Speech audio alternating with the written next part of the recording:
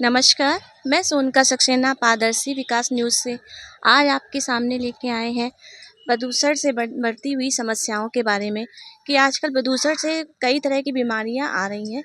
तो उनसे हम लोग कैसे बच सकते हैं, उनके क्या लक्षण हैं, क्या उपचार है, इनके बारे में जानते हैं। हमारे बीच हैं आज अभिषेक पांडे जी, जो कि एक योग गुरु हैं और जिनको इस बीमारियों के बारे में काफ़ी अच्छा नॉलेज है। तो प्लीज़ अभिषेक जी, आपका हमारे बीच में स्वागत है। कृपया आज जो ऐसे प्रदूषण से कई तरह की बीमारियां चलती आ रही हैं, तो उसके बारे में क्या आपकी राय है कि कैसे उससे बचा जा सकता है और क्या किया जा सकता है? कृपया बताएं। मैडम, प्रदूषण का तो थोड़ा सा रोल है, लेकिन सबसे ज़्यादा रोल हमारा डाइट और लाइफ स्टाइल का है। हमने अपनी डाइट और लाइफ स्टाइल बिल्कुल ख़राब कर ली है। यदि हम अपनी डाइट और लाइफ स्टाइल अच्छी रखते हैं तो प्रदूषण का बहुत ज़्यादा प्रभाव हमारे ऊपर नहीं पड़ता है।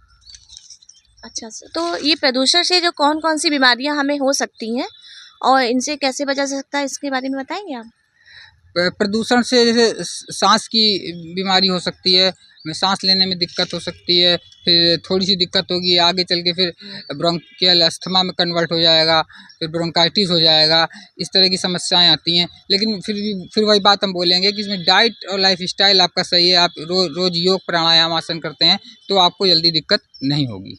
सर, इसके जैसे आपने नाम लिया कि प्रदूषण से सबसे बड़ी समस्या हमारे पास इस समय अस्थमा की है, तो इसके बारे में हम लोग मतलब इससे बचा कैसे जा सकता है? पहले ये बताइए कि इसके लक्षण क्या हैं? इसके लक्षण ये होते हैं कि हमको थोड़ी-थोड़ी साँस लेने में दिक्कत होती है। हम यदि थोड़ा पैदल चलते हैं तेज़ी से तो हमको साँस लेने में दिक्कत होती है, हमारी साँस फूलने लगती है। यदि हम सीढ़ियों को चढ़ते हैं तो हमको साँस लेने में दिक्कत होती है, साँस बहुत जल्दी फूलने लगती है। ये इसके लक्षण होते हैं इसके। अच्छा, इसके बचाव क्या है?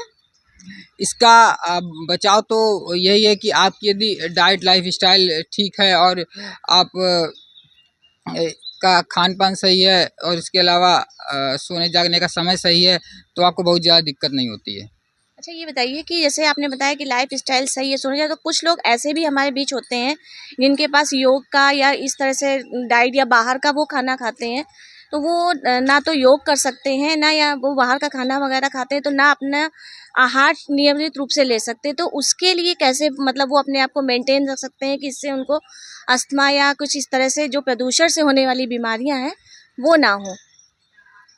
देखिए, आहार तो ज़रूरी नहीं कि आप घर में जब हैं तभी लें। आप फील्ड में कहीं भी हैं तो आप आहार ले सकते हैं। हमारे फ्रूट्स, वेजिटेबल्स, सैलड्स, टमाटर, खीरा, मूली, गाजर, जितने भी फ्रूट्स हैं हमारे, जितने भी फल हैं, वो हर जगह उपलब्ध रहते हैं, कहीं भी हम जाते हैं तो इसको भी हम लेके खा सकते हैं। ज़रूरी नहीं है कि हमको कुक्ड फूड ही खाना है घर में बैठ के। तो आराम से ये मैनेज हो जाता है। अच्छा, ये बताइए कि जैसे कौन-कौन से ऐसे 4 या 5 हमको ऐसे योग बताइए, जिनको करके इन बीमारियों से बचा जा सकता है या कंट्रोल भी हम लोग कर सकते हैं बीमारियाँ ये? इसमें सबसे पहले तो यदि साँस लेने में दिक्कत आ रही है तो इसका संबंध सबसे ज़्यादा हमारे पेट से है, हमारी गट हेल्थ से है। तो लेकिन लोगों को ये बात समझ में नहीं आती है, क्योंकि आजकल के लोग डिस्कनेक्टेड माइंड के हैं। वो हर चीज़ को सीरियसली लेते नहीं हैं। तो हमारे हर बीमारी का हमारे पेट से सीधा संबंध है। आप एक कुंजल क्रिया होती है हमारे योग में, वो हमारी शुद्धि क्रियाओं के अंतर्गत आती है। तो जिसके सांस लेने में दिक्कत आ रही है तो वो 3-4 गिलास पानी पिए और दो उंगली जीभ के अंदर डाले और पूरा पानी बाहर निकाल दे।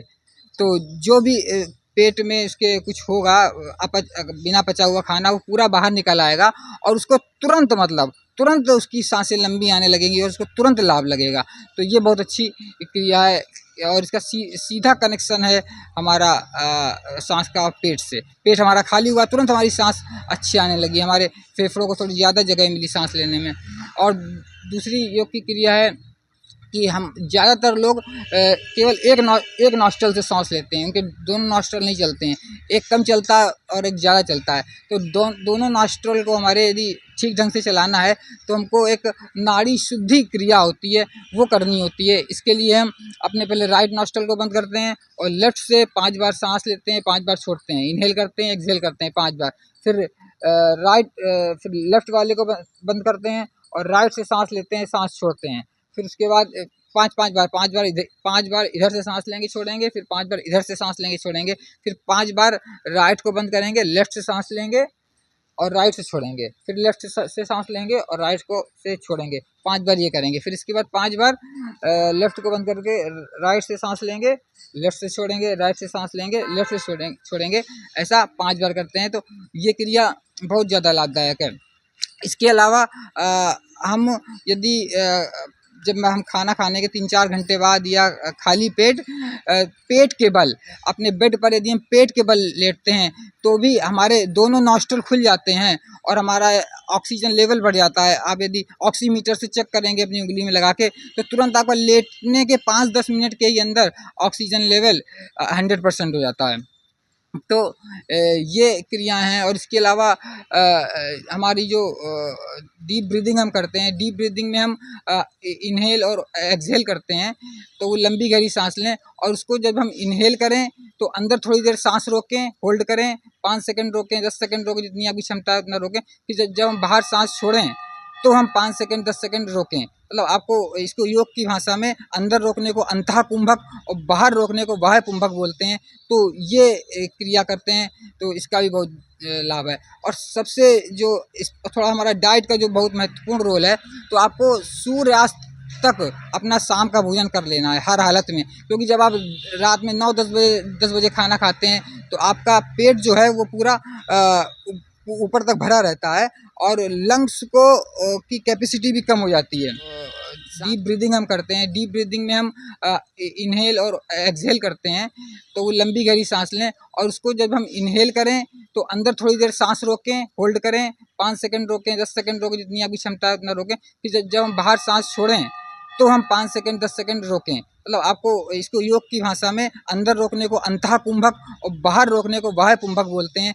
तो ये क्रिया करते हैं तो इसका भी बहुत लाभ है। और सबसे जो इस थोड़ा हमारा डाइट का जो बहुत महत्वपूर्ण रोल है तो आपको सूर्यास्त तक अपना शाम का भोजन कर लेना है हर हालत में, क्योंकि जब आप रात में 9-10 बजे खाना खाते हैं तो आपका पेट जो है वो पूरा ऊपर तक भरा रहता है और लंग्स को की कैपेसिटी भी कम हो जाती है, सांस हम सही से नहीं ले पाते हैं। इसलिए कोशिश करें कि अपने भोजन को, शाम का जो भोजन है आपका, रात का भोजन को सूर्यास्त तक ख़त्म कर लें।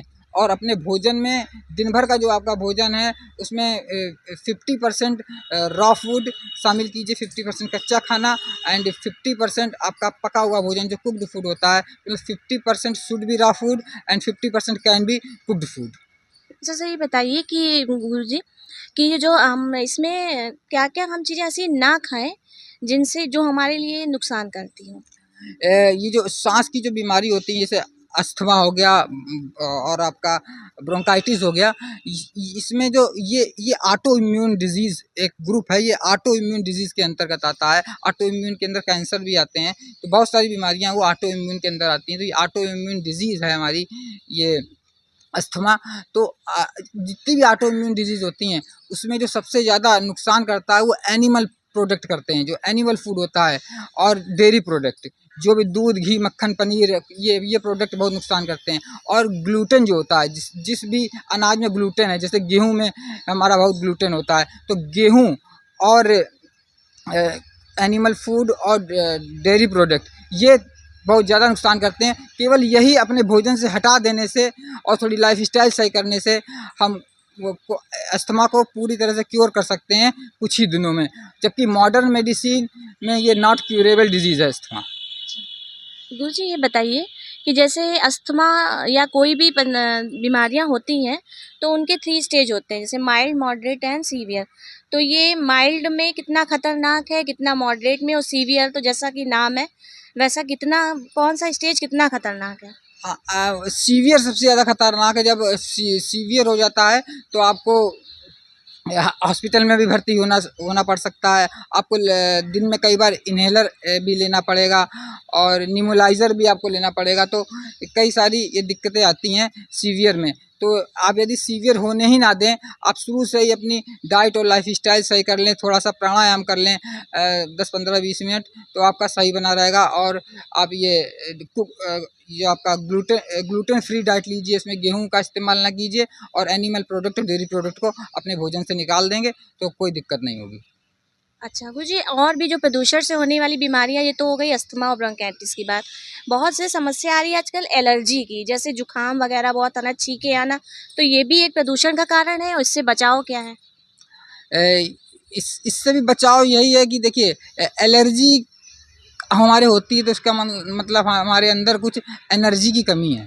एनर्जी की कमी है, हमारी रोग प्रतिरोधक क्षमता कम है, और जो हमारी रोग प्रतिरोधक क्षमता, जो हमारी इम्यूनिटी पावर होती है, वो हमारी 80 से 90% हमारे गट में होती है, हमारे आंतों में होती है। तो यदि हमारी आंतें सही हैं, हम पर्याप्त मात्रा में रॉ फूड लेते हैं, हमारी लाइफस्टाइल सही है, हम एनिमल प्रोडक्ट नहीं लेते हैं, डेयरी प्रोडक्ट नहीं लेते हैं, और आपका ग्लूटेन फ्री डाइट लेते हैं, तो बहुत आसानी से किसी भी समस्या को, एलर्जी की, सही किया जा सकता है।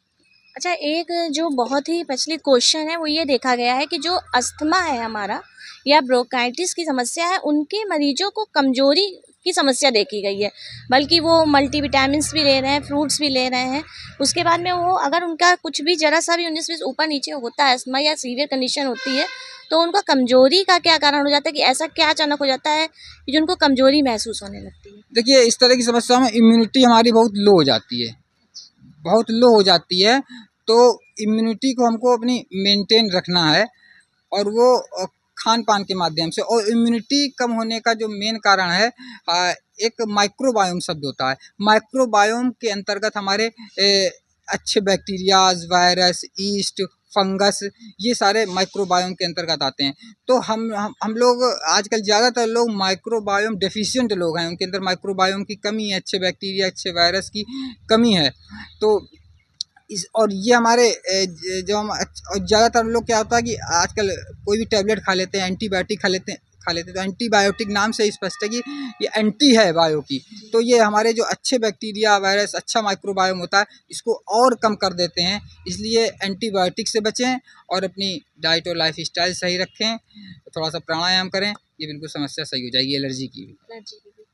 तो जैसा कि आपने देखा कि हमारे बीच में अभिषेक गुरुजी थे, जिन्होंने बहुत अच्छी बातें बताई, बहुत अच्छे निवारण बताए, उपचार बताए कि हम कैसे भी अस्थमा से बच सकते हैं। अगर किसी को ये बीमारी है तो कैसे उस बीमारी को हम क्योर कर सकते हैं। तो हम आशा है कि आपके सभी प्रश्नों का उत्तर मिल गया होगा। मैं सोनिका सक्सेना, पारदर्शी विकास न्यूज़, कानपुर से।